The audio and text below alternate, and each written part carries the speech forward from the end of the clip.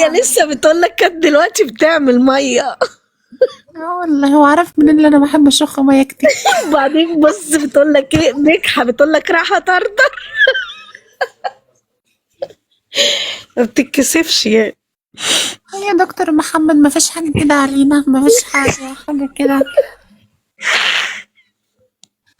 كلم واحد شكله ينتشهم لك يا بنت هو المبارك. الله يبارك في عمرك يا رب. يا ريت.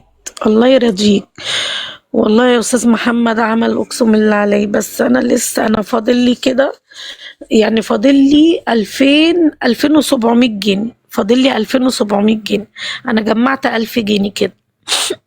طب هو ما فيش دخل تاني مثلا او قبض معين بتقبضيه بتاع؟ ما انا بقبض معاش ابويا، بس احنا مشكلته ان اخر شاء الشهر. الله ما خير، انا ان شاء انا الله بقول خير. له بصي ان شاء الله خير، احنا هنجدد ونفتح تاني كل شويه كده، تيجي ناس جديده الله فالدنيا يخليك تشتغل يا معانا عسلية يا خير ان رب. شاء الله. الله يبارك فيك، خليهم لك يا رب يا رب. جميل يا رب. ربنا يسعد ايامك ويرزقك الخير كله. كلنا والله بنقول العظيم. بلاوي دي، والله ربنا عارفة معاكي.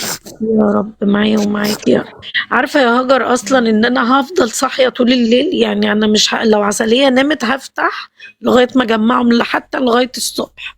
هلمهم بقى ورد اللي يرمي حاجة كده.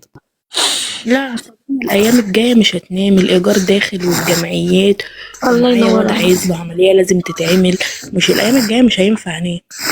لا جدع، برافو عليك. قاعد معاكي. ربنا يشفولك تقولي يا رب. عسلية بس، هو انت بتشخري ولا ايه؟ انا مش الولا يا بنت ده تعبان. الواد يا ماما، الواد ما بقولك عايز يعمل عمليه، ده الواد. ابنها. مم. أيوة 2700.